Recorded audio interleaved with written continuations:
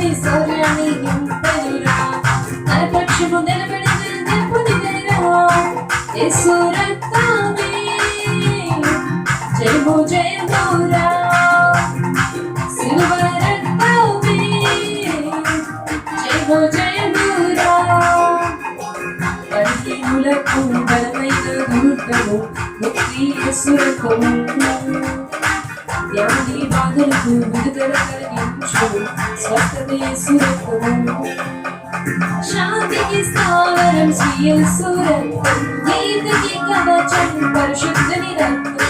శాంతికి స్థావరం శ్రీయసురత్వం, నీతికి కవచం పరిశుద్ధుని రక్తం. రక్తమే మంచు రక్తము, పాతాళం కోడి రక్తము, నరకమై బంధించిన చేసింది రాజు యేసయ్య. యేసు రక్తమే జయము జయమురా, సిలువ రక్తమే జయము జయమురా. పాపికి శరణము యేసు రక్తము, రక్షణ ప్రకారము. అపవిత్రాత్మను పారద్రోలు, రక్తము యేసు రక్తము. శత్రువు నిలువడు, విరోధి ఎవ్వడు, ఏ ఆయుధము నీపై బదలదు. శత్రువు నిలువడు, విరోధి ఎవ్వడు, ఏ ఆయుధము నీపై బదలదు. సత్తమే నన్ను కొట్టినా, వర్తనమే చితగొట్టినా, మనవాసనాయ బదలుగా తీర్పు తీర్చాడు రాజు యేసయ్య. యేసు రక్తమే జయము జయమురా, సిలువ రక్తమే జయము జయమురా. ధైర్యాన్ని శౌర్యాన్ని ఇవ్వెనురా, తన పక్షము నిలబడి తెలుపుదిరా. ధైర్యాన్ని శౌర్యాన్ని ఇవ్వెనురా, తన పక్షము నిలబడి తెలుపుదిరా.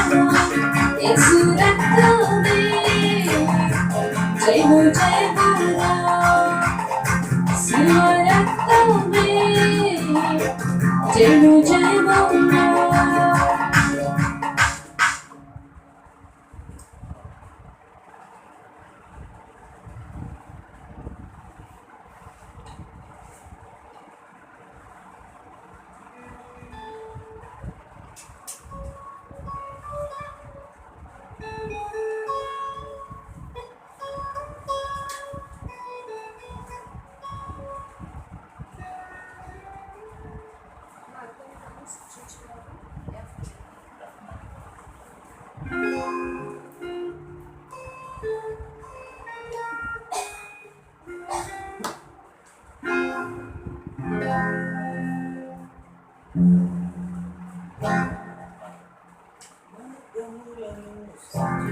వాడు జీవితాలను వెలిగించువాడు, బ్రతుకులాగా నడిపించువాడు.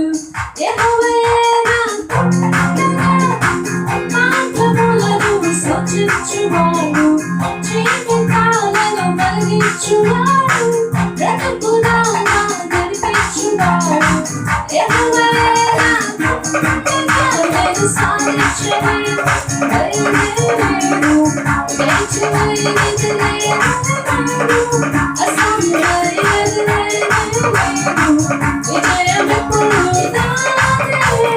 సాధించని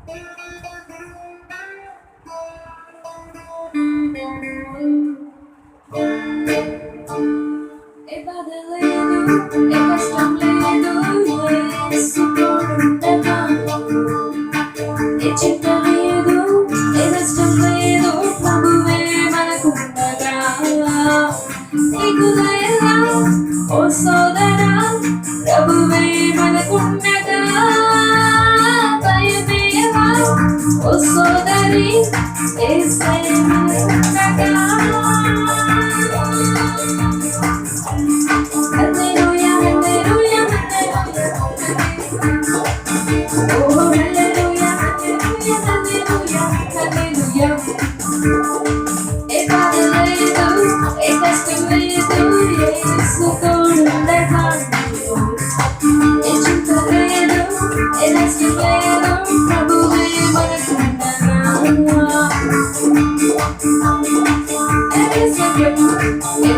వచ్చిన ఎరుకగోడను అడ్డొచ్చిన సతానై శోధించిన శత్రువులై శాసించిన పడకు భయపడకు బలవంతుడే నీకుంటగా నీకు మరి నాకు ఇమ్మాను ఏలుండగా దిగువేలా ఓ సోదరా ప్రభువే మనకుండగా భయమేలా ఓ సోదరి యేసే మనకుండగా హల్లెలూయా హల్లెలూయా హల్లెలూయా హల్లెలూయా ఓ హల్లెలూయా హల్లెలూయా హల్లెలూయా హల్లెలూయా తొలగినా మెట్టలు కత్తరినా తుఫానులే చెలరేగినా కరకరి కొట్టినా కడకు నీ కడకు ప్రభు యేసే దిగి వచ్చుగా నమ్ము ఇది నమ్ము యెహోవా నీవే కదా దిగులేనా ఓ సోదరా ప్రభువే మనకుండగా భయమేలా ఓ సోదరి యేసే మనకుండగా హల్లెలూయా హల్లెలూయా హల్లెలూయా హల్లెలూయా ఓ హల్లెలూయా హల్లెలూయా హల్లెలూయా హల్లెలూయా ఏ బాధ లేదు ఏ కష్టం లేదు యేసు తోడుండగా లేదు ఏ కష్టం లేదు ప్రభువే మనకుండగా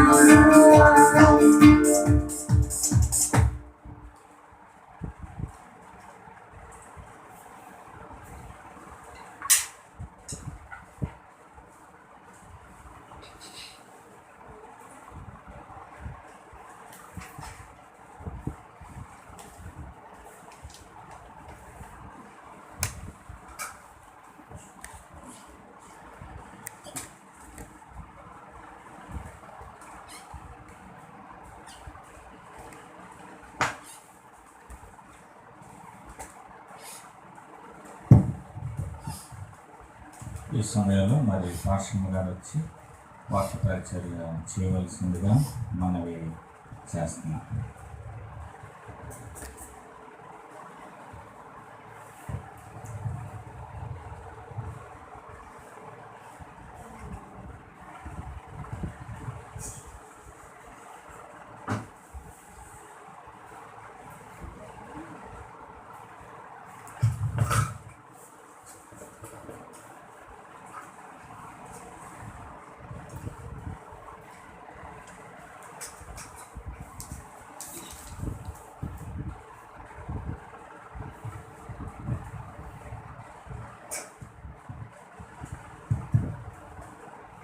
చిన్న ప్రార్థన చేసుకుని ఈరోజు ధ్యానాంశాన్ని ప్రారంభించుకుందాం. పరిశుద్ధుగా జీవము గల దేవ, జీవాధిపతి మీకు వందనాలు చెల్లించుకుంటున్నాను తండ్రి.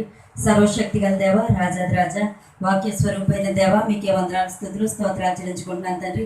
ఈ రాత్రికాల సమయంలో తండ్రి దేవ, నీ వాక్యాన్ని తండ్రి దేవ, రాజాదిరాజా సరిగ్గా అర్థం చేసుకునే జ్ఞానాన్ని తండ్రి మా అందరికీ దయచేయమని వచ్చినాడు తండ్రి. పరిశుద్ధ మీరు మాట్లాడుతున్న ప్రతి మాట తండ్రి దేవ, రాజాదిరాజా మేము తండ్రి శ్రద్ధగా ఆలకించి దాని ప్రకారం నడవడానికి కావాల్సిన నీ పరిశుద్ధాత్మ శక్తిని తోడును మాకు దయచేయమని వచ్చినాను. ఈ రాత్రికాల సమయంలో తండ్రి దేవ, నీ గొప్ప కార్యాన్ని మా ఏళ్ళ జరిగింపజేసి రాజాదిరాజా నీ మరుగైన సత్యాన్ని మాకు బయలుపరచమని మీరే మాతో మాట్లాడి మమ్మల్ని అందరినీ నీ సత్యంలోకి నడిపించమని యేసుక్రీస్తు నీ నామములో అడిగి వేడుకొంచున్నాను తండ్రి, ఆమేన్. గతించిన వారం మనం ఆత్మచేత నింపబడట అసలు ఎందుకు అవసరమనే సత్యాన్ని మనం ఒక 3 పాయింట్స్ తెలుసుకున్నాం. ఒకటి, ఆత్మ మనల్ని పాపాల గురించి ఒప్పింపజేస్తుందని. ఆత్మదేవుడు మనలోనికి వచ్చినప్పుడు ఆయన మన పాపాల గురించి, నీతిని గురించి, తీర్పుని గురించి, లోకాన్ని ఒప్పింపన చేస్తాడనే సత్యాన్ని తెలుసుకున్నాం. రెండవదిగా, ఆత్మదేవుడు మనతో నివసించడానికి ఆయన ఇష్టపడుతున్నాడు కాబట్టి బంధువులు, స్నేహితులు, లేకపోతే మిత్రులు, లేకపోతే తల్లిదండ్రులు ఎవరైనా సరే కొంతకాలమే మనతో ఉంటారు, కానీ నిత్యం సదాకాలం మనతో నివసించడానికి ఆత్మదేవుడు ఇష్టపడుతున్నాడు కాబట్టి ఆయన మనతో ఉండడానికి మనం ఆత్మను పొందుకోవాలనే సత్యాన్ని మనం తెలుసుకున్నాం. మూడవదిగా ఆత్మదేవుడు మనల్ని ముద్రిస్తాడు. ఆత్మదేవుడు మనల్ని ముద్రిస్తాడు కాబట్టి దేవుని చేత ముద్రించబడడానికి మనం పరిశుద్ధాత్మను పొందుకోవాలనే సత్యాన్ని మనం తెలుసుకున్నాం. కాబట్టి ఆత్మను పొందుకోవడానికి 3 సత్యాలు అనేవి మనం తెలుసుకున్నాం. ఈరోజు 4వదిగా అసలు పరిశుద్ధాత్మను మనం ఎందుకు పొందుకోవాలని అంటే ఆత్మదేవుడు మనకి బోధిస్తాడు.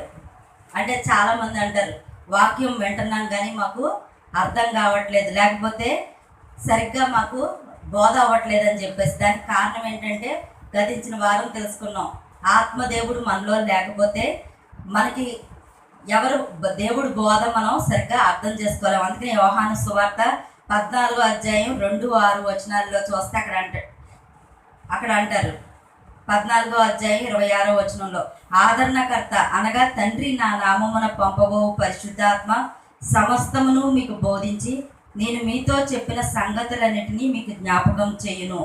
నేను మీతో చెప్పిన సంగతులన్నిటినీ మీకు జ్ఞాపకం చెయ్యను. కాబట్టి ఆత్మదేవుడు మనలోనికి వచ్చినప్పుడు మనతో దేవుడు మాట్లాడుతున్న ప్రతి సంగతి ఆయన జ్ఞాపకం చేస్తాడంట. చాలామంది ఆత్మ సంగతులు మర్చిపోయే వాళ్ళ ఉంటారు.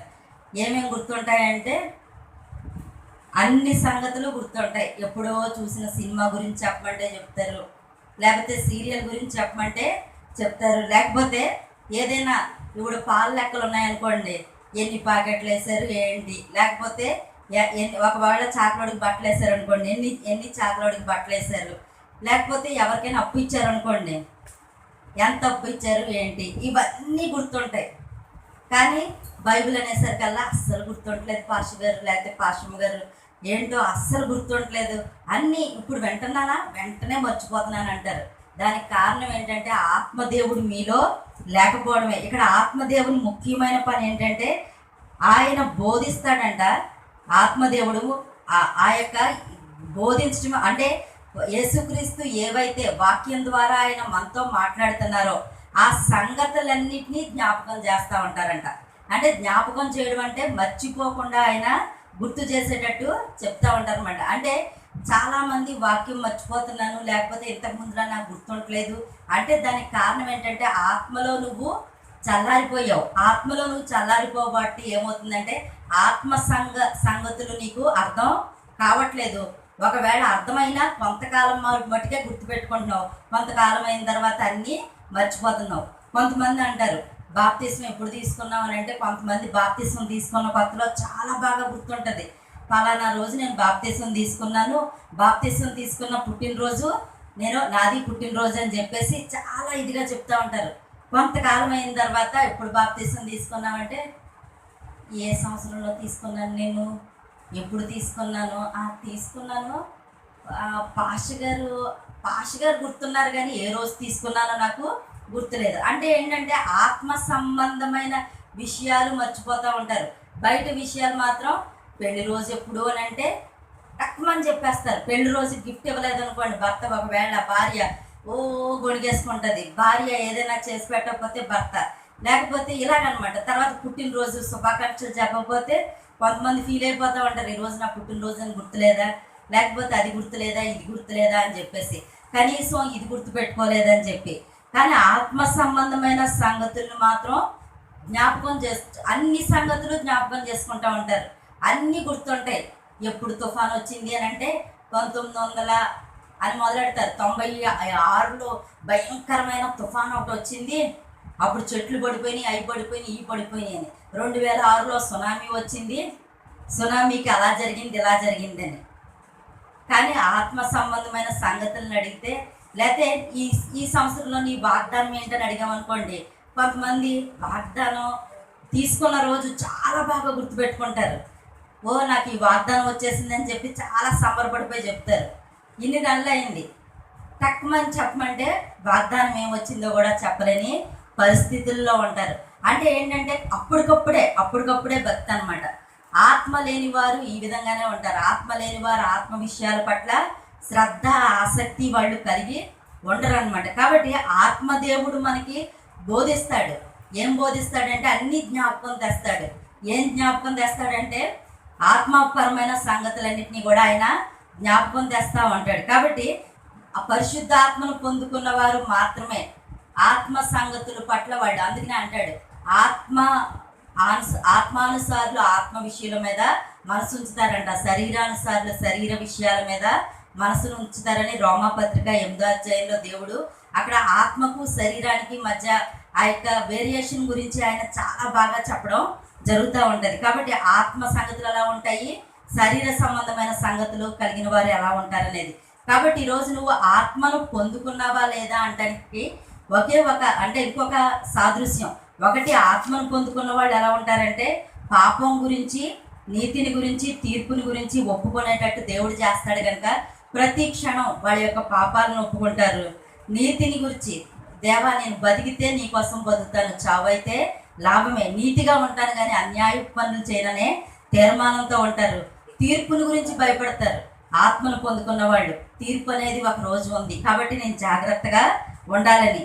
కాబట్టి ఆత్మను పొందుకున్న వాళ్ళు మొట్టమొదటిగా ఆ యొక్క లక్షణం మనకు కనబడుతుంది. రెండవదిగా ఆత్మను పొందుకున్న వారు ఎప్పుడు పరిశుద్ధాత్మతో సహవాసం చేస్తారు కనుక వాళ్ళు దేవుణ్ణి ఎరిగిన స్థితిలో వారు జీవిస్తారు.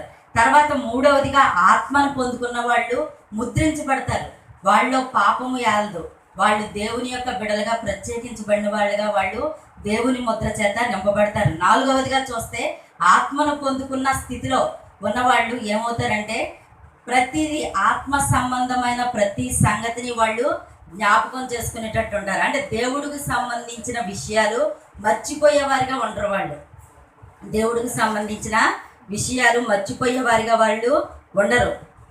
ఆత్మ సంబంధమైన విషయాలన్నింటినీ కూడా వాళ్ళు జ్ఞాపకం తెచ్చుకుంటూ ఉంటారు. కాబట్టి ఈరోజు ఏ విషయాల మీద నీకు ఎక్కువ ఆసక్తి ఉంది? నీ శరీర విషయాల మీద, నీ పుట్టినరోజు, నీ యొక్క చావు రోజు, లేకపోతే ఏదో ఏదో ఏదో అనుకుంటా ప్రతిదీ కూడా అన్నింటినీ బ్యారీ చేసుకుంటా చాలామంది నేను చనిపోతే ఇలా చేయండి అలా చేయండి అవి కూడా చెప్తూ ఉంటారు. సరే, బాగుంది, అన్నీ బాగానే ఉన్నాయి, కానీ ఆత్మ సంబంధమైన సంగతుల మీద ఎంత ఆసక్తి నువ్వు కలిగి ఉన్నావో ప్రశ్న వేసుకో. ఆత్మదేవుడు ఏమో జ్ఞాపకం చేయడానికి సిద్ధంగా ఉన్నాడు ప్రతిదీ కూడా వాక్యాన్ని. అందుకనే అంటాడు నెమరు వేయని ప్రతిదీ కూడా దేవుని దృష్టికి అపవిత్రమైనది అని చెప్పేసి. నెమరు వేయని ప్రతిదీ కూడా అంటే దేవుడు జ్ఞాపకం చేస్తున్నప్పుడు మనం నెమరు వేసుకునే వాళ్ళ ఉండాలి. పందొక్కటే నెమరు వేయదంట, పందొక్కటే నెమరు వేయకుండా అది ఆ యొక్క అంటే అపవిత్రమైన జంతువుల్లో పందిని ఎందుకు చేర్చారంటే నెమరు వేయకుండా అది తింటా ఉంటుంది కాబట్టి దాన్ని అపవిత్రం అన్నాడు. అలాగే చాలామంది వాక్యాన్ని వింటారు, గుళ్ళో వాక్యం వింటారు, బయటకు వెళ్ళిన తర్వాత అయ్యగారు ఏం వాక్యం చెప్పారేంటంటే ఏం చెప్తారు, వాక్యమే చెప్తారు. నువ్వు రాలేవేంటి గుళ్ళోకి, నువ్వు వచ్చి వినలేవేంటి, నన్ను అడుగుతావు అంటారు. అంటే వాళ్ళు వింటే కదా వాక్యం, వాళ్ళు గుర్తుంటే కదా వాక్యం. కాబట్టి ఇక్కడ దేవుడు మనతో చెప్తుంది ఏంటంటే ఆత్మదేవుడేమో జ్ఞాపకం చేయడానికి సిద్ధంగా ఉన్నాడు. అంటే మీరు విన్న వాక్యం, యేసుక్రీస్తు మనతో వాక్య స్వరూపిగా మాట్లాడిన ప్రతి మాటని ఆయన జ్ఞాపకం చేయడానికి సిద్ధంగా ఉంటే ఆత్మను పొందుకోవడానికి మనమేమో సిద్ధంగా లేని స్థితిలో మనం జీవిస్తున్నాం. బయట విషయాలన్నింటినీ మాత్రం గుర్తుపెట్టుకుంటున్నాం. బైబిల్లో చిన్న రెఫరెన్స్ అడిగితే ఎక్కడుందో, కొంతమంది అయితే ప్రకటన గ్రంథం తీయమంటే ఆదికాండం ఈ ప్లేసుల్లో వెతికే వాళ్ళు కూడా ఉంటారు. అంటే ఆత్మ సంబంధమైన విషయాల మీద అసలు ఆసక్తి అనేది వాళ్ళకి ఉండదు. బయట ఉన్నవన్నీ మాత్రం చాలా జాగ్రత్తగా గుర్తుపెట్టుకుంటూ ఉంటారు. డబ్బులు ఏ పేజీలో పెట్టారు, లేకపోతే ఈ యొక్క రేషన్ కార్డు ఎక్కడ పెట్టారు, ఇవన్నీ అంటే అవి గుర్తుపెట్టుకోవద్దని కాదు, కానీ వాటి మీద శ్రద్ధ ఉన్నది. అవన్నీ గుర్తుపెట్టుకుంటున్న నాలెడ్జ్ నీలో ఉంది. మరి దేవుడి వాక్యం వినే నాలెడ్జ్ ఎందుకు నీలో లేదు? దేవుడి యొక్క సంగతులు గుర్తుపెట్టుకునే అంత ఆసక్తి నీకు ఎందుకు లేదు? ఒకసారి పరిశీలన చేసుకో. ఆత్మదేవుడు ఉంటేనే నీకు జ్ఞాపకం వస్తాయి. ఆత్మదేవుడు నీలో లేకపోతే విన్నది విన్నట్టే మర్చిపోతావు, చూసింది చూసినట్టే మర్చిపోతావు. కాబట్టి దయచేసి జ్ఞాపకం చేసుకోండి. ఆత్మదేవుడు మీలో ఉంటే ప్రతి సంగతి మీరు జ్ఞాపకం తెచ్చుకుంటారు. దేవుడితో మీకున్న సహవాసాన్ని జ్ఞాపకం తెచ్చుకుంటారు. దేవుడు మాట్లాడిన ప్రతి మాట, ఏమైతే వాక్యం ద్వారా దేవుడు మీతో మాట్లాడుతున్నాడో ఆ మాటలన్నింటినీ కూడా దేవుడు మీకు జ్ఞాపకం తెస్తూ ఉంటాడు. వాటన్నిటినీ జ్ఞాపకం తెచ్చుకొని మీరు సరైన రీతిలో జీవిస్తారు. తర్వాత 5వదిగా చూస్తే ఆత్మదేవుడు మనలో ఉంటే ఆత్మదేవుడు మనల్ని సర్వసత్యంలోనికి నడిపిస్తాడంట. సర్వ సత్యంలోనికి ఆయన నడిపిస్తాడు. యోహాను సువార్త 16వ అధ్యాయం 13వ వచనం. యోహాను సువార్త 16వ అధ్యాయం 13వ వచనంలో చూస్తే, సత్యస్వరూపి అయిన ఆత్మ వచ్చినప్పుడు మీరు సత్యమంతయు గ్రహించినట్లు ఆయన మిమ్మల్ని నడిపించును. సత్యస్వరూపి అయిన ఆత్మ వచ్చినప్పుడు మీరు సత్యమంతయు గ్రహించినట్లు ఆయన మిమ్మల్ని నడిపించును. కాబట్టి సత్యంలోకి నడిపించబడతాం. ఇప్పుడు ఏది సత్యం ఏది అసత్యం అనే పరిస్థితుల్లో మనం జీవిస్తున్నాం. ఏవేవో ప్రవచనాలు చెప్తున్నారు, ఏవేవో ఇలా జరుగుతుంది అలా జరుగుతుంది అని. అది నిజమా ఇది నిజమా, ఎన్నో బోధలు వస్తున్నాయి. ఆ బోధ నిజమా ఈ బోధ నిజమా. ఎంతోమంది దైవజనుడు ఇంతకుముందు అంటే ఎప్పుడో పాల్ దినకరన్ గారో లేకపోతే కేఏ పాల్ గారు ఇలాంటి ఎవరో 100కి 1,00,00,000కి ఒకళ్ళలాగా దైవజనులు ఉండేవారు. మీటింగ్స్ పెడితే వేల కొలది వెళ్ళేవాళ్ళు. కానీ ఇప్పుడు వీధికొక దైవజనుడు, ఇంటికొక దైవజనుడు, ఆ విధంగా ఉంది పరిస్థితి. సరే మంచిదే, పోతంతో విస్తారం పనివారు తగ్గుగా ఉన్నారంటున్నాడు దేవుడు. అయితే ఈ వీళ్ళందరూ చెప్తున్న బోధలు కరెక్టా కాదా అంటే వాళ్ళు సత్యమైన బోధ చెప్తున్నారా లేదా, మనం నడుస్తున్న త్రోవ సరైందా కాదా, ఈ సంగతులన్నీ మనకు తెలియాలంటే పరిశుద్ధాత్మ దేవుడిని ఖచ్చితంగా ఈ అంత్యకాలంలో మనం పొందుకోవాలి. ఎందుకంటే పరిశుద్ధాత్మను మనం పొందుకోకపోతే, అందుకనే అంటాడు ఈ యొక్క అంత్య దినాల్లో కల్పనా కథల వైపు మరలే రోజులు వస్తాయంట. కల్పనా కథలకి చెవులు ఇస్తారంట. అంటే కల్పితమైన కథలు, కల్పితమైన బోధలు, యేసుక్రీస్తు కన్నా వాళ్ళ యొక్క సెల్ఫ్ డబ్బా ఎక్కువ కొట్టుకునే బోధలు, లేకపోతే వాళ్ళ యొక్క పరిచర్య గురించి ఎక్కువ చెప్పుకునే బోధలు, వీటన్నిటినీ చూసి అబ్బో ఒక 2 దైవజనులు ఉన్నారంట.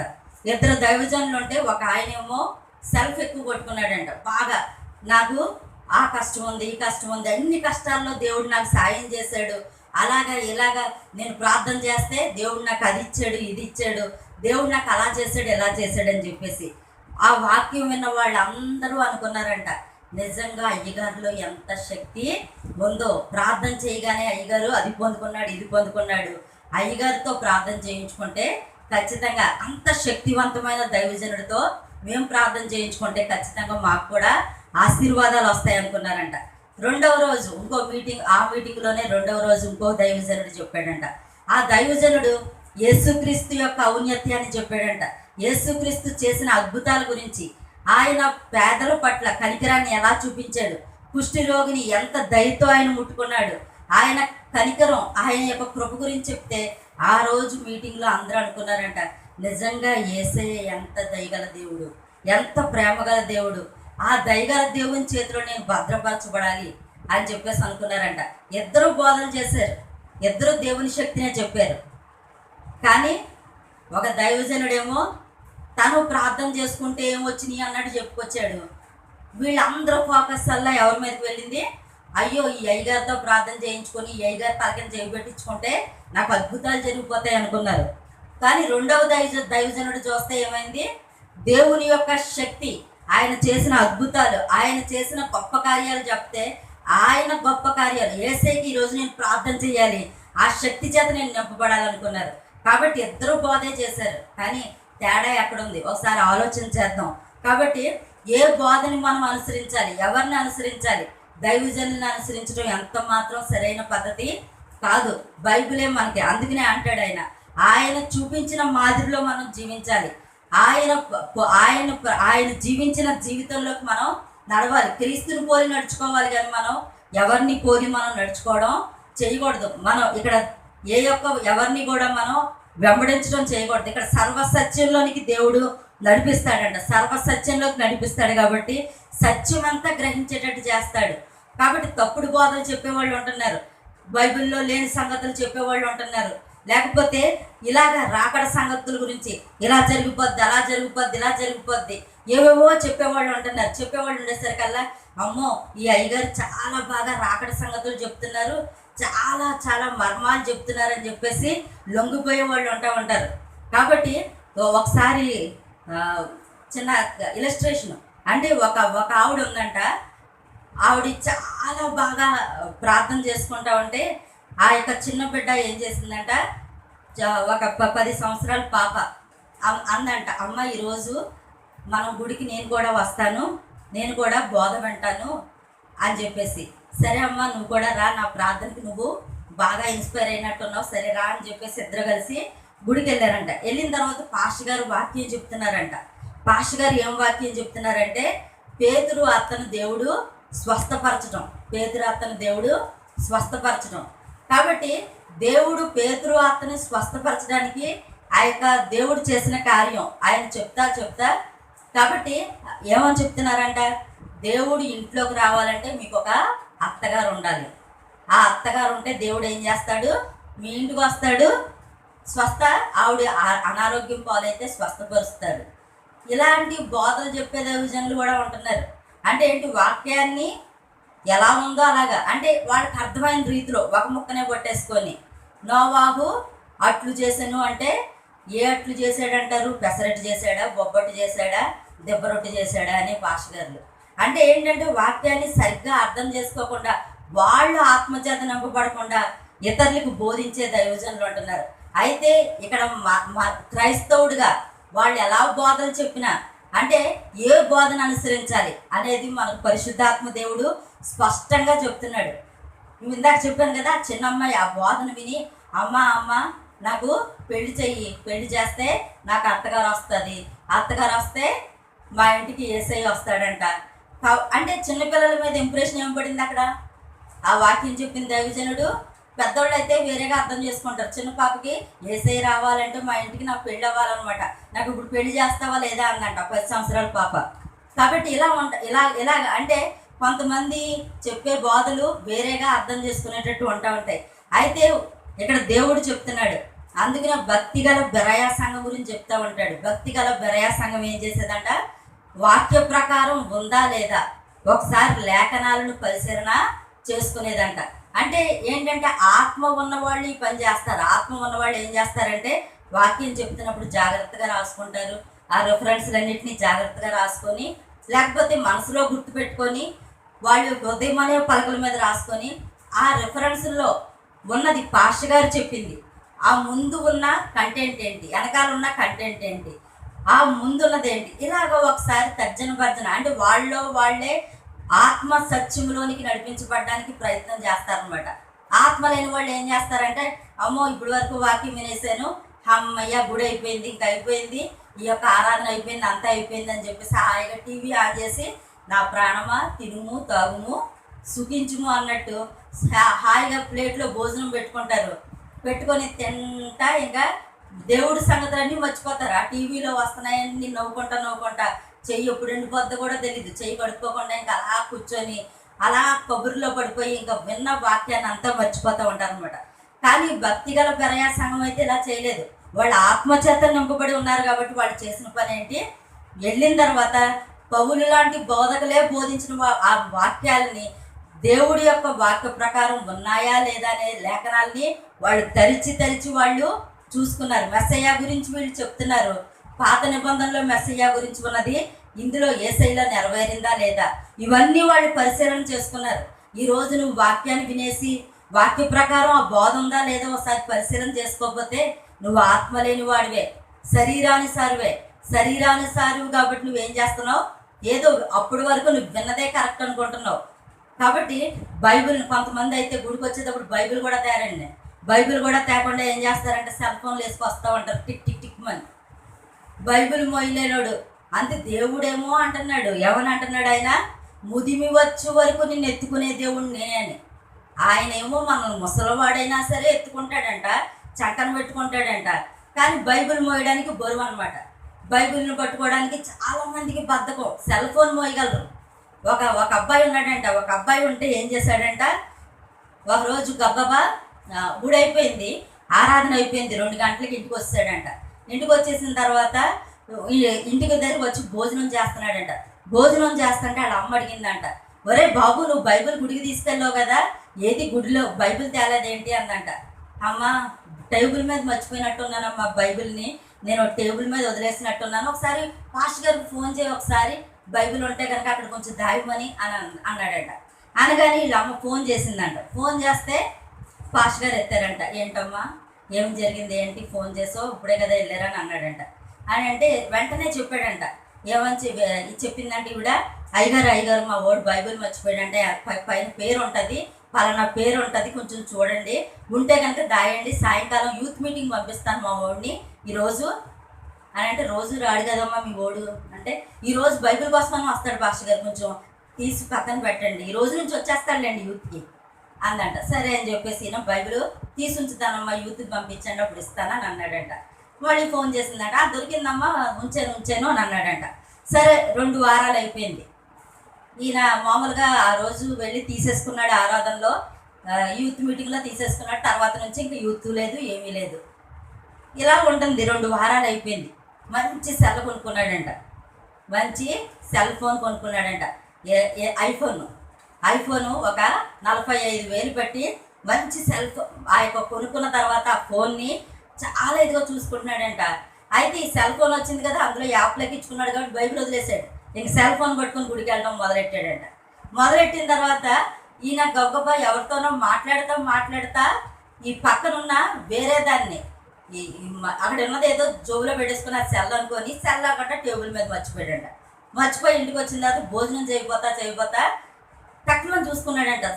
ఇలాగ పాకెట్లో సెల్, కొంతమంది తింటా కూడా సెల్ ఫోన్ చూసుకుంటా ఉంటారు కదా, తక్కువ ఇలా తీసేసరికల్లా సెల్ లేదంట, అక్కడ వేరే వస్తువు ఏదో ఉందంట.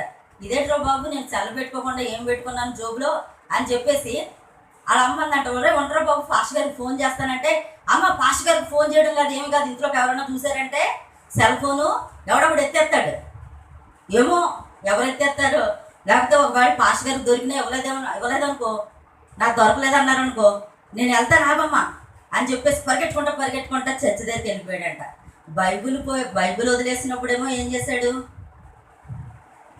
బైబిల్ వదిలేసినప్పుడు ఏమాత్రం చలనం లేదు అబ్బాయికి, బైబిలే కదా, పోతే ఉంది ఉంటే ఉందని. కానీ సెల్ ఫోన్ మర్చిపోయిననేసరికల్లా అయ్యగారిలో ఎంత కంగారు వచ్చేసిందో.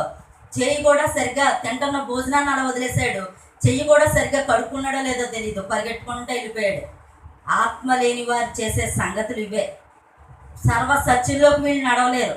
గుడికి వెళ్ళటమే చాలా గొప్ప అన్నట్టు ఫీల్ అయిపోతూ ఉంటారు. గుడికి వెళ్ళటమే నేను గొప్ప అన్నట్టు. బైబిల్ తీసుకెళ్ళరు, ఏమీ తీసుకెళ్ళరు, సెల్ ఫోన్ చేతిలో ఉంటుంది కానీ బైబిల్ అనేది మాత్రం సంఖలో వాళ్ళకి ఉండదు. కాబట్టి సర్వసత్యంలోకి నడిపించే వాక్యాన్ని నువ్వు వదిలేసి ఏవో నువ్వు పట్టుకొని నడిస్తే దానివల్ల ప్రయోజనం ఏంటి, ఒకసారి పరిశీలన చేసుకోండి. కాబట్టి ఆత్మ లేని వాళ్ళు ఏం చేస్తారంటే, ఇక ప్రతిదీ ఆత్మ సంగతులే బరువుగా ఉంటాయి వాళ్ళకి, వాక్యం సంగతులే బరువుగా ఉంటాయి వాళ్ళకి. కాబట్టి ఈరోజు పరిశీలన చేసుకోండి, దేనికి ఎక్కువ ప్రాధాన్యత ఇస్తున్నారు? సత్యంలోకి నడవడానికి ప్రాధాన్యత ఇస్తున్నారా?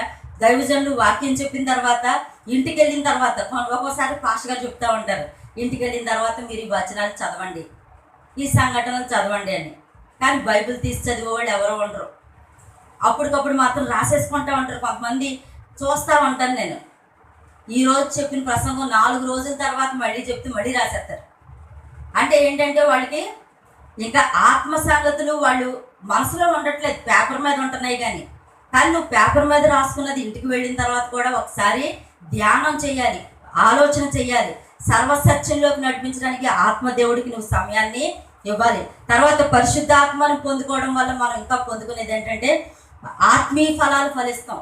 పరిశుద్ధాత్మను పొందుకుంటే ఆత్మీయ ఫలాలు ఫలిస్తాం. అందుకనే గలతీ పత్రిక 5వ అధ్యాయం అందరికీ తెలిసిన వచనం 22, 23 వచనాల్లో అంటాడు, ఆత్మ ఫలాల గురించి చెప్తాడు. ప్రేమ, సంతోషం, సమాధానం, దీర్ఘశాంతం, వీటన్నిటి గురించి చెప్తా ఉంటాడు. కాబట్టి ఆత్మను పొందుకున్న వాళ్ళే ఫలాలు ఫలిస్తారు. ఆత్మను పొందుకునే వాళ్ళు శరీర కార్యాలతో ఉంటారు. ఆత్మను పొందుకునే వాళ్ళేమో శరీర కార్యాలు, ద్వేషం, పగ, ఈర్ష, కోపం, కామపు మాటలు, ఇలాగా ఇంకా దుష్టత్వం, జారత్వం, ఇంకా చూస్తామంటే అక్కడ మత్తత్తులు, తర్వాత అభిచారం అంటాడు. అభిచారం అంటే మంత్రగొట్టుతనం. అభిచారం అంటే అర్థం మంత్రతంత్రాలను ఆశ్రయించటం. కాబట్టి చాలామంది ఇటు దేవుణ్ణి నమ్మేస్తూ ఉంటారు, ఇటు అభిచారం అంటే ఏంటి, మంత్రతంత్రాలకి ప్రాధాన్యత ఇస్తూ ఉంటారు, మంత్రతంత్రాలని నమ్ముతూ ఉంటారు. దేవుడు అంటే సరిపోదు కదండి, దయ్యం వచ్చింది తాయిత్తు కట్టుకోవాలి, పాము వచ్చింది ఇసుకేసుకోవాలి, ఏదో చేయాలి. కాబట్టి ఆలోచించండి, 2 పడవల మీద కాళ్ళు వేస్తే దేవుడు అంటున్నాడు, అయితే నువ్వు చల్లగానైనా ఉండు, లేకపోతే వెచ్చగానైనా ఉండు, నువ్వు వెచ్చని స్థితిలో ఉంటే నా నోట నుంచి నిన్ను ఉమ్మి వేస్తారని. కాబట్టి ఆత్మదేవుడు నీలో ఉంటేనే నువ్వు ప్రేమించగలవు. ఆత్మదేవుడు నీలో ఉంటేనే సంతోషంగా ఉండగలవు, సమాధానంతో ఉండగలవు, దీర్ఘశాంతంతో ఉండగలవు, సాత్వికంతో, ఆశా నిగ్రహంతో, విశ్వాసంతో. అంటే ఈ యొక్క 9 ఆత్మీయ ఫలాలు నువ్వు ఫలించగలవు. ఆత్మీయ ఫలాలు ఫలించే స్థితి నీలో లేదు అని అంటే ద్వేషం ఉంది, ఇంకా కోపం ఉంది, పగ ఉంది, ఈర్ష్య ఉంది, క్షమించలేకపోతున్నావు అంటే నీలో ఆత్మదేవుడు లేనట్టే. ఆత్మదేవుడు లేని సమయంలో ఆత్మదేవుడు ఆయన పరిశుద్ధాత్మదేవుడు ఆయన ఒకవేళ అంటే యేసుక్రీస్తు లోకానికి వస్తే, ఈరోజే ఆయన వస్తే ఆత్మను నువ్వు పొందుకోకపోతే ఏ రాజ్యంలో నువ్వు ఉంటావు? పరలోక రాజ్యంలో ఉంటావా, నరకంలో ఉంటావా? ఒక ప్రశ్న వేసుకో. ఆత్మీయ ఫలాలు నువ్వు ఫలించలేకపోతున్నావు అంటే ఇంకా ఎంతకాలమైనా నేను ప్రేమించలేకపోతున్నానండి, నా శత్రువుని నేను ప్రేమించలేకపోతున్నానండి, నాకు సమస్యలేండి పాస్టర్ గారు, సంతోషం ఇన్ని సమస్యలు ఉంటే ఎలా సంతోషపడమంటారు, ఎలా ఉండమంటారు అంటూ ఉంటారు. కానీ ఎన్ని సమస్యలున్నా, ఎన్ని బాధలున్నా, ఎంత ఇబ్బందులున్నా దేవుడు మనలో ఉంటే, వ్యాధి బాధలైనా సరే దేవుడు అంటాడు దేవుడు మనతో ఉంటే అన్నీ కూడా మనకి సంతోషభరితమే. కాబట్టి ఆత్మదేవుడు మనలో ఉంటే ఫలించేవారిగా ఉంటాం. తర్వాత ఆత్మదేవుడు మనలో ఉంటే వరాల చేత నింపబడతాం. ఆత్మదేవుడు మనలో ఉంటే వరాల చేత నింపబడతాం. 1 కొరింథీ 12:4-7 చూస్తే అక్కడ ఆత్మీయ వరాల గురించి చెప్తా ఉంటాడు. ఆత్మీయ వరాలు కాబట్టి ఆత్మను అనుసరించే నానా విధమైన భాషలు, ప్రవచన వరాలు, తర్వాత స్వస్థత వరాలు, బుద్ధివాక్యం, జ్ఞానవాక్యం, ఇలా రకరకాలైన వరాలు ఉన్నాయని చెప్పేసి పరిశుద్ధాత్మ దేవుడు మనతో మాట్లాడుతూ ఉంటాడు. కాబట్టి వరాల చేత నింపబడాలి అని అంటే వరాలు దేవుడు ఏ ఒక్కరికే ఇస్తానంటలేదు, లేకపోతే దైవజనులకే ఇస్తానంటలేదు. ప్రతి ఒక్కరూ ఆత్మను పొందుకున్న ప్రతి ఒక్కరూ వరాల చేత నింపబడాలి. వరాల చేత నింపబడి ఆయన యొక్క పరిచర్య చేయాలి. అది దేవుడి యొక్క చిత్తం. కాబట్టి దేవుడు అందరికీ వరాలు ఇవ్వడానికి సిద్ధంగా ఉన్నాడు. కాబట్టి ఈరోజు దేవుని యొక్క వరాల చేత నింపబడడానికి నువ్వు సిద్ధంగా ఉన్నావా? ఓ ప్రశ్న వేసుకో. తర్వాత ఆత్మదేవుడు మనకి శక్తినిస్తాడు. ఆత్మదేవుడు మనకి శక్తినిస్తాడు. అపోస్తుల కార్యాలు 1:8 చూస్తే అక్కడ అంటాడు, మీరు పరిశుద్ధాత్మను పొందుకున్నాక ఏం పొందుకుంటారు? శక్తిని పొందుకుంటారు. అందుకనే పరిశుద్ధాత్మకున్న ఇంకొక లక్షణం ఏంటి? పిరికితనం కలిగిన ఆత్మ కాదంటది. దేవుడు మీకు ఇచ్చిన ఆత్మ పిరికితనం కలిగిన ఆత్మ కాదది. కాబట్టి దేవుడు మనకు అంత శక్తిని ఇస్తాడు. ఇంతకుముందు మనం చూస్తాం, ఈ అపోస్తులు చూస్తే యేసుక్రీస్తుని సిలువ వేస్తున్నప్పుడు వీళ్ళు ఏం చేస్తారు? కాపరి లేని గొర్రెల వలె చదివిపోతారు, పారిపోతారు. కానీ ఎప్పుడైతే పరిశుద్ధాత్మను వారు పొందుకున్నారో, పేతురు అయితే 3 సార్లు బొంకాడు. కానీ అదే పేతురు అంటాడు, నన్ను తలకిందులుగా సిలువ వేయండి, క్రీస్తులాగా నేను సిలువ వేయించుకోవడానికి ఏమాత్రమూ సరిపోనని చెప్పేసి శిష్యులందరూ కూడా వాడు కాల్చబడ్డానికి, బతికుండగానే రంపాలతో కొయ్యబడ్డానికి, బతికుండగానే సింహాల గుహల్లో, సింహాల వాటిలో వేయబడ్డానికి వాళ్ళ జీవితాలని త్యాగం చేశారు. దానికి కారణం ఏంటి? ఆత్మదేవుని వాళ్ళు పొందుకున్నారు కాబట్టి శక్తి వచ్చింది. ఏ బాధనైనా, ఏ శ్రమనైనా, ఏ వేదనైనా తట్టుకునే శక్తి వాళ్ళకి వచ్చింది. స్టెఫన్ను చూస్తాం. స్టెఫన్ని రాళ్లతో కొడుతున్నప్పుడు అక్కడ ఒక మాట ఉంటుంది. స్టెఫన్ని రాళ్లతో కొడుతున్నప్పుడు అతడు ఆత్మవశుడై ఏం చూశాడంట? పరలోకము తెరవబడుట. అంటే రాళ్ళు దెబ్బలు అతనికి ఏమాత్రం కూడా శారీరక వేదన కలిగించట్లేదు. మామూలుగా అయితే రాళ్ళు దెబ్బలు అతనికి నొప్పిని కలిగించాలి, వేదన కలిగించాలి, ఆ వేదనతో అతను కేకలు వేయాలి. కానీ ఆత్మవశుడే ఏం చేస్తున్నాడు? తండ్రిని చూస్తున్నాడు. తండ్రి రొమ్మున ఆనుకున్న కుమారుని చూసి అంటున్నాడు, తండ్రి వీరేం చేస్తున్నారు, వీరు ఎరగరు కనుక వీరిని క్షమించు. ఆ ప్రార్థనే తర్వాత కాలంలో అక్కడ నుంచున్న సౌలుని పౌలుగా మార్చివేసింది. కాబట్టి ఆత్మీయ ఫలాలు ఎవరైతే పొందుకుంటారో, ఆత్మచేత ఎవరైతే నింపబడతారో వారు శారీరక వేదనలు వాళ్ళకి వేదనలుగా ఉండవు.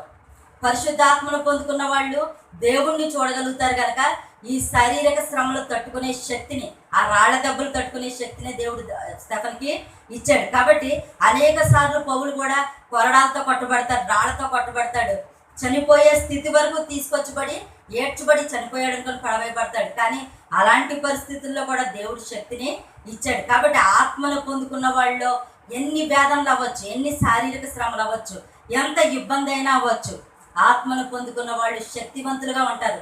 దేనికి కృంగిపోరు, దేనికి వాళ్ళు లోబడిపోరు. ఈ లోకాసలు దేనికి కూడా వాడు కుదేలైపోరు. కాబట్టి ఆత్మను పొందుకోవడానికి ఈరోజు ప్రయాసపడు. ఈరోజు మనం తెలుసుకున్న విషయాలు, ఆత్మదేవుడు మనలో ఉంటే ప్రతి విషయాన్ని జ్ఞాపకం చేస్తాడు. ఈ రోజు నీకు జ్ఞాపకం ఉండలేదంటే ఆత్మదేవుడు నీలో లేనట్టే. ఆత్మదేవుడు నీలో ఉంటే నువ్వు సర్వసత్యంలోకి నడిపించబడతావు. సర్వసత్యంలోకి నువ్వు నడిపించబడట్లేదు. వాక్యాన్ని సరిగ్గా అర్థం చేసుకోలేకపోతున్నావు.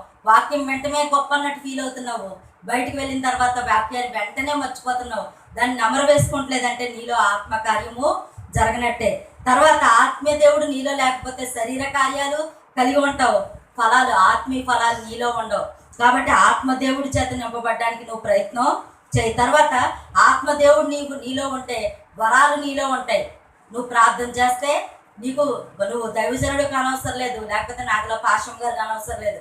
ప్రార్థన చేస్తే అవసరతలో ఉన్న వారు స్వస్థపరచబడతారు. నువ్వు ప్రార్థన చేస్తే అక్కడ నువ్వు చిన్న వాక్యం చెప్పినా మారుతారు. నువ్వు ప్రార్థన చేస్తే అర్థం కాని విషయాలు దేవుడు నీకు బోధపరిచి నీ ద్వారా మాట్లాడతాడు. నువ్వు వరాల చేత నింపబడతావు. నిన్ను దేవుడు వాడుకుంటాడు. దేవుడేమో వాడుకోవాలని చూస్తుంటే ఇంకా లోకాశల పట్ల ఎందుకు శ్రద్ధ కలిగి ఉంటున్నావు? ఒకసారి పరిశీలన చేసుకో. చివరిగా ఆత్మదేవుడు నీలో ఉంటే నీలో శక్తి ఉంటుంది. శక్తి, ఆ శక్తి చేత నువ్వు ఏదైనా కార్యాన్ని చేయగలవు.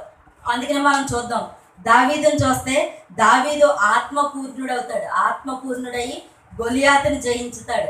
ఆ సంఘటన చూస్తామంటే మనం గొలియాతుని చంపడం, ఆత్మపూర్ణుడై దావీదు గొలియాతుని చంపితే అక్కడ మనం చూస్తే న్యాయాధిపతుల గ్రంథంలో మనం చూస్తూ ఉంటాం. న్యాయాధిపతుల గ్రంథం 20వ అధ్యాయం 16వ వచనంలో, న్యాయాధిపతులు 20:16.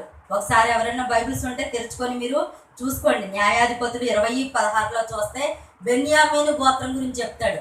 బెన్యామీను గోత్రం వారి గురించి ఒక చక్కని మాట అక్కడ రాయబడి ఉంటుంది. న్యాయాధిపతుల గ్రంథం 20వ అధ్యాయం 16వ వచనంలో ఏమని ఉంటుంది? బెన్యామీను గోత్రం వాళ్ళంట ఎడమ చేతి వాటముతో, ఎడమ చేతితో కూడా ఏం చేయగలరంట? తల వెంట్రుకను కూడా గురి చూసి వడిసెలతో రాయి కొట్టగలరంట. బెన్యామీను గోత్రం. ఏ గోత్రం అది? బెన్యామీను గోత్రం. న్యాయాధిపతుల గ్రంథం 20వ అధ్యాయం 16వ వచనంలో ఉంటుంది. అంటే ఎడమ చేతితో, మనం కుడి చేతితో కూడా అంత షార్ప్గా కొట్టలేమేమో, కానీ వాళ్ళు ఎడమ చేతితో కూడా ఏం చేయగలరంట? తల వెంట్రుకను కూడా వాళ్ళు చాలా షార్ప్గా గురి చూసి కొట్టగలరంట. సౌలు రాజు ఏ వంశీయుడు? బెన్యామీను గోత్రానికి చెందినవాడు. బెన్యామీను వంశీయుడు, బెన్యామీను గోత్రంలోంచి వచ్చాడు. మరి సౌలు అటువంటి నేర్పరి విద్య కలవాడు, కానీ ఆత్మను కోల్పోయాడు. ఆత్మ లేదు తనలో, ఆత్మశక్తిని కోల్పోయాడు. ఒక్క మాటే చేశాడు. ఏం చేశాడు? దేవుడు చెప్పిన మాట. దేవుడేమో అన్నిటినీ నాశనం చేయమంటే దేవుడికి ఏదో నేను బలిస్తున్నాను అన్నట్టు తను ఏదో చేసేసరికల్లా ఆత్మను కోల్పోయాడు. దురాత్మ అతని మీదకి వచ్చింది. దురాత్మ వచ్చింది కాబట్టి అతనికి చేతనైన విద్య కూడా అతనికి చేయలేని పరిస్థితుల్లో ఉన్నాడు. కానీ దావీదుని చూద్దాం. దావీదు యోధా గోత్రమోడు. అతనికి ఏమి వడిసెల రాయిలో విద్య ఇవేమీ కాదు. కానీ ఇక్కడ విద్యలో ఆరితేరిన వాడిని పక్కన పెట్టేసి దేవుడు ఆత్మపూర్ణుడిగా ఎవరిని చేశాడు? దావీదుని చేసి దావీదుని వాడుకున్నాడు. ఈరోజు ఆత్మ ఉంటే నీకు టాలెంట్స్ లేకపోవచ్చు, నీకన్నా టాలెంట్ ఉన్నవాళ్ళు పక్కన ఉండొచ్చు. అక్కడ సౌలు దావీదులో చూస్తే ఆ వడిసెలు వేయడంలో టాలెంట్ ఎవరంటే సౌలే టాలెంటెడ్. కానీ దేవుడు సౌలుని వాడుకోలేదు. ఎవరిని వాడుకున్నాడు? ఆత్మపూర్ణుడైన దావీదును వాడుకున్నాడు.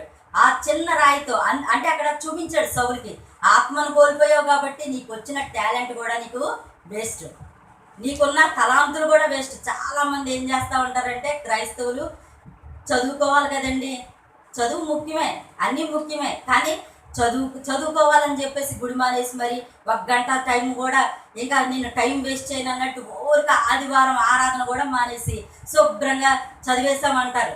తీరా చూస్తే 90% తెచ్చుకునే వాళ్ళు 80%. ఈసారి మార్కులు సరిగ్గా రాలేదండి మా అమ్మాయికి. కొన్ని అన్ని మార్కులు 90% వచ్చినా కూడా నీ పక్కన 80% ఉన్నవాడు ఇంటర్వ్యూలో సెలెక్ట్ అయిపోతాడు.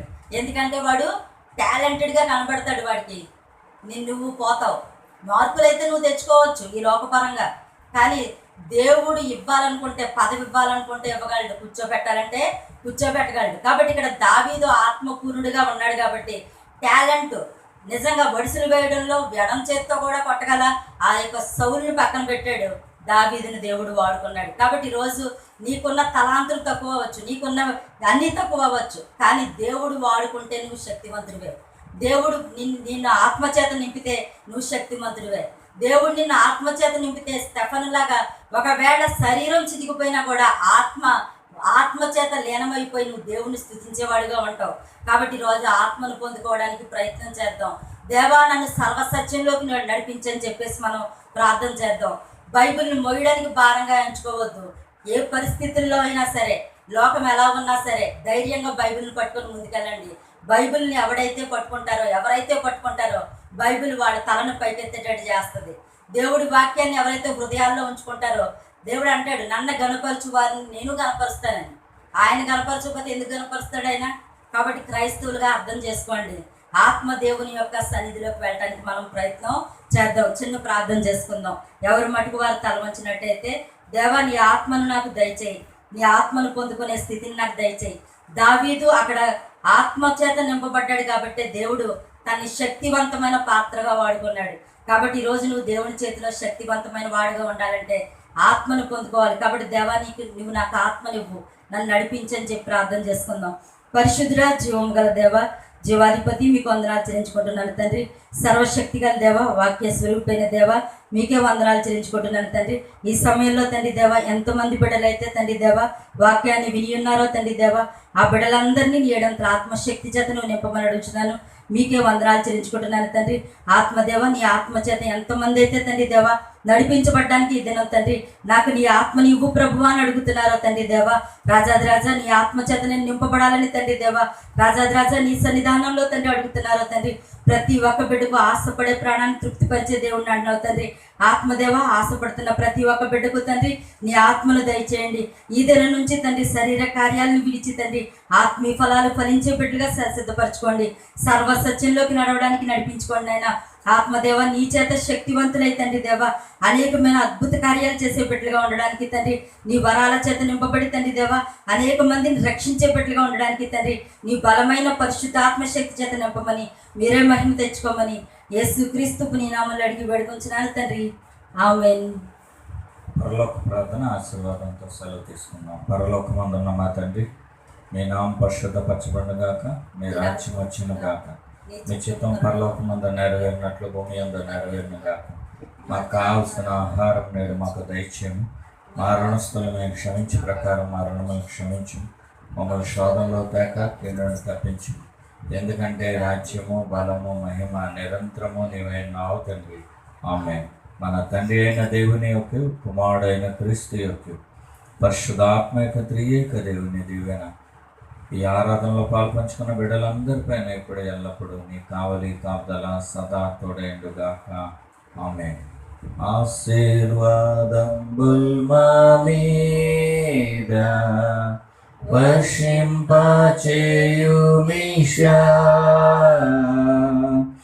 ఆశతో నమ్మియున్నాము నీ సత్య వాగ్దానము. ఈ మాహి మీద కృమ్మరించుము దేవా, క్రమార ప్రేమ వర్షంబు కృమ్మరించుము దేవా. ఆమేన్. వందనాలండి. రేపు ఆరాధన 9:30 గంటలకు ఉంటుంది. మరి సమయాన్ని గమనించి ఆరాధనలో పాల్పంచుకోవాల్సిందిగా మనం చేస్తున్నాను. మరి 4 గంటలకు పిల్లల సండే స్కూల్ ఉంటుంది కనుక పిల్లలను కూడా మరి సిద్ధపరిచి ఆ సండే స్కూల్ కార్యక్రమంలో మరి సిద్ధపడి ఉంచవలసిందిగా మనం చేస్తున్నాం. ఇంకేమైనా ప్రకటనలు ఉంటే రేపు తెలియచేయడం జరుగుతుంది. వందనాలు అందరికీ.